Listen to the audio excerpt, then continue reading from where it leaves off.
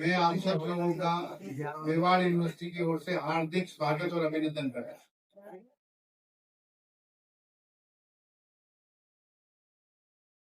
हूँ। इधर यूनिवर्सिटी में आया है। ये जो 12th पास करके आपका जो आप स्कूलिंग आपका खत्म हो गया, अब स्कूलिंग के बाद आपका कॉलेज लाइफ क्या मस्त है, क्या मस्त है। ये आपकी लाइफ का एक टर्निंग पॉइंट, उस सिस्टम को आप फॉलो कर। हमारे यहाँ एक टू वे टीचिंग थ्योरी है जो आपको कहीं नहीं मिलेगी, सिर्फ मेवाड़ यूनिवर्सिटी में मिलेगी।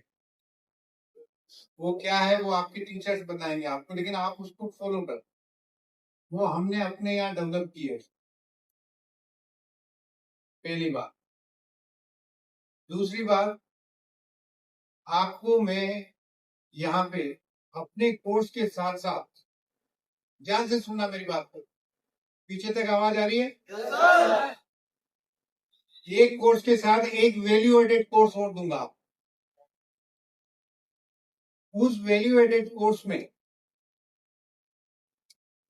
आपको वो इस काबिल बना देगा आपको कि आप ये जो 4 साल की अपनी पढ़ाई कंप्लीट करने के बाद अगर आप कोई पीजी की पढ़ाई करना चाहते हैं, पोस्ट ग्रेजुएशन की पढ़ाई करना चाहते हैं, रिसर्च में जाना चाहते हैं, या आप कॉम्पिटिटिव एग्जाम्स की तैयारी करना चाहते हैं, तो उसके लिए आपको वो जो कोर्स है वैल्यू एडेड कोर्स को इतने पैसे कमा के दे देगा कि आपको अपने पेरेंट्स से पैसा लेने की जरूरत नहीं है। ये मेरा वादा है। आपको वैल्यू एडेड कोर्स जो मैं ऑफर करूँ वो जरूर करना अपनी पढ़ाई के साथ। आप बी फार्मा कर रहे हैं, आप बीटेक कर रहे हैं, आप बीसीए कर रहे हैं, आप बीपीटी कर रहे हैं, जो भी कोर्स आप कर रहे हैं उसके साथ एक वैल्यू एडेड कोर्स में आपको मिलूंगा। अभी न्यू एजुकेशन पॉलिसी में एट ए टाइम 2 कोर्स आप कर सकते हैं। एक डिग्री कर सकते हैं, साथ में एक डिप्लोमा भी कर सकते हैं। हम इस तरीके के कोर्सेज आपको डिजाइन करके देंगे कि पहले साल आप करेंगे आपको सर्टिफिकेट मिलेगा उस पर्टिकुलर, जैसे सपोज करो आप उसका नाम है डाइस। उस कोर्स को कौन कर सकता है? जो 10वीं पहली वो कोर्स वो लोग करते हैं जो खाद और बीज की दुकान करना चाहते हैं। वो जो कोर्स है वो पूरे देश भर में चलता है। ये गवर्नमेंट ऑफ इंडिया का बनाया हुआ 40 घंटे का कोर्स है, और 10वीं पास बच्चा या 10वीं फेल बच्चा इस कोर्स को कर सकता है। 99.9% ये कोर्स जो है, बच्चा आता है, एडमिशन लेता है, किताब ले जाता है और ऑनलाइन लेक्चर देखता है, पढ़ता है और आके एग्जाम देता है। इसको कोई रोज अटेंड करने नहीं आता। इसमें कोर्स में ही लिखा हुआ है वीक में एक बार क्लास करनी है, बाकी नहीं करनी। तो वो एक बच्चे ने अपने यहाँ इसमें एडमिशन लिया, उसने आके एग्जाम दिया, वो पास हो गया, और पास होने के बाद उसको सर्टिफिकेट मिल गया। क्योंकि वो प्लांटेड था, तो उसने आके कहा कि मैंने तो कोई क्लास नहीं करी, तो क्लास की उसमें जरूरत ही नहीं थी। फिर उसने कहा कि मैंने तो कुछ लिखा ही नहीं। उसकी एक कॉपी थी जिसमें 15 नंबर का क्वेश्चन था, उसमें उसको 8 नंबर मिले। बाकी उसके 3 एग्जाम और थे। टोटल मिला के तीनों पेपर में से उसको 62 नंबर मिले, और वो मिनिस्टर को सिर्फ एक कॉपी दिखा रहा था। तो उसने मिनिस्टर को मिसगाइड किया, या मिनिस्टर उसको मिसगाइड करके लाया, और यहाँ पे मीडिया के सामने हंगामा किया।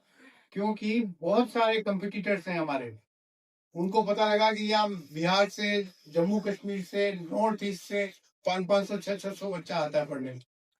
तो ये कई लोगों को नहीं पता है, कई लोगों को ईर्ष्या होती है। उस ईर्ष्या के चक्कर में किसी ने उस बच्चे को यहाँ पे लाए और प्लांट किया, और ये इस तरीके का हंगामा किया। इसका आपके कोर्स से कोई लेना देना नहीं है। आपकी सारी डिग्रियां, कोई भी कोर्स जो आप यहाँ पे कर रहे हो, चाहे आप इंजीनियरिंग कर रहे हो, चाहे आप बीसीए कर रहे हो, चाहे आप बी फार्मा कर रहे हो, चाहे आप बीपीटी कर रहे हो, चाहे कोई भी कोर्स कर रहे हो, सब कोर्स वैलिड है, उनकी डिग्री वैलिड है, यूजीसी से अप्रूव्ड है, हमारी यूनिवर्सिटी नेक ए ग्रेड है। आपको किसी तरह की कोई चिंता करने की जरूरत नहीं है। हम बहुत अच्छी से अच्छी पढ़ाई करवाएंगे, बहुत अच्छी सी ट्रेनिंग कराएंगे, बहुत अच्छे से अच्छा प्लेसमेंट कराएंगे, बहुत अच्छे से अच्छा आपको वैल्यू एडेड कोर्स कराएंगे। और जो बच्चे कॉम्पिटिटिव एग्जाम्स की तैयारी करना चाहते हैं उनको कॉम्पिटिटिव एग्जाम्स की तैयारी कराएं। किसी तरह की कोई चिंता करने की पेमेंट और चांस की सुविधा में कोई कमी नहीं आने दी जाएगी। और हर संडे इसी हॉल में ऐसे ही बैठ के मैं पिक्चर दिखाऊंगा।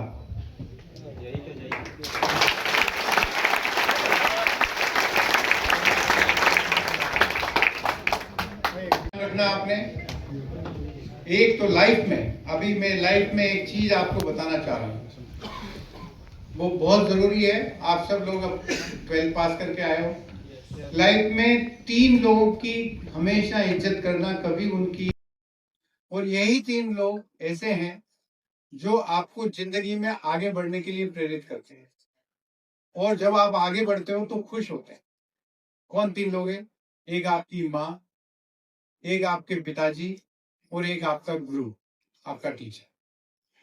ये ऐसे 3 लोग हैं जब आप आगे बढ़ते हो तो उनको खुशी होती है, वो आपसे कभी जलते नहीं। ये वो लोग हैं, आपने कभी देखा, आपने पानी में अगर एक आलपिन डालो तो डूब जाएगी ना,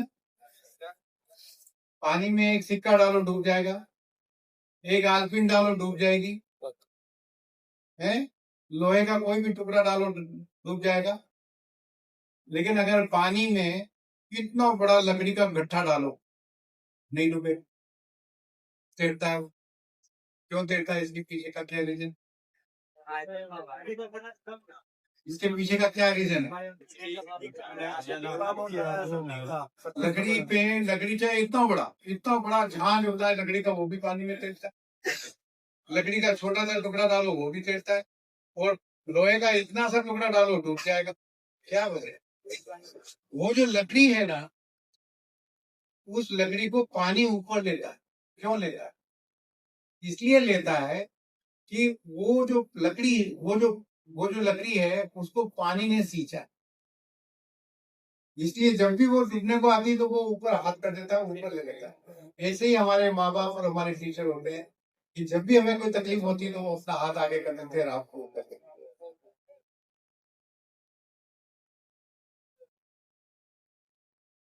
और अपने टीचर की रिस्पेक्ट कभी कम मत करें।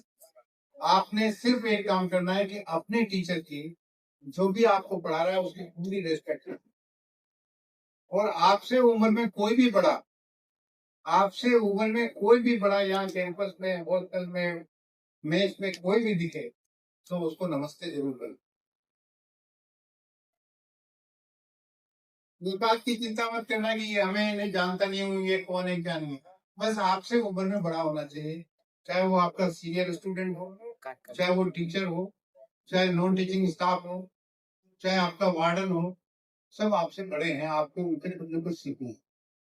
तो उनको आपको रिस्पेक्ट करना है, उनसे बदतमीजी से बात नहीं करनी है, और उनको नमस्ते करना है। इस बात का ध्यान रखें हमेशा, और आप बहुत आगे बढ़ोगे। आपकी बिहार गवर्नमेंट को मैं कॉम्प्लीमेंट करता हूँ, उनको धन्यवाद करता हूँ, उनका अभिनंदन करता हूँ कि उन्होंने इतनी बढ़िया स्कीम निकाली जिसमें इतने बच्चे, जो शायद अगर उनको ये डीआरसीसी का लोन नहीं मिलता तो वो नहीं पढ़ पाते, उनको पढ़ने का मौका दे रहे हैं। तो इस बात का ध्यान रखो कि सरकार ने हमको इतनी सुविधा दी है, और इतनी दूर, कोई बिहार में पटना से, कोई छपरा से, कोई सिवान से, कोई मुजफ्फरपुर से है, और पता नहीं कहाँ से है, वहां से आया यहाँ पे पढ़ने के लिए। 500, 800, 900, 1000 किलोमीटर क्रॉस करके आया, 1500 किलोमीटर क्रॉस करके आया, कोई बंगाल बॉर्डर से गया। वो सब के सब बच्चों को हमारी ये ड्यूटी है कि हम उनको बहुत अच्छा पढ़ाएं, एक अच्छा इंसान बनाएं, और हम एक अच्छा इंसान बने, चाहे हम किसी जाति धर्म के हों। सबसे पहली आवश्यकता है कि हम एक अच्छा इंसान बने। कि चेयरमैन साहब से हमारी मुलाकात हो गई, उन्होंने महसूस कर दिया, हमें पूरा विश्वास है हम यहाँ अच्छे से रहेंगे, किसी तरह की कोई दिक्कत नहीं होने वाली। जय हिंद, जय भारत।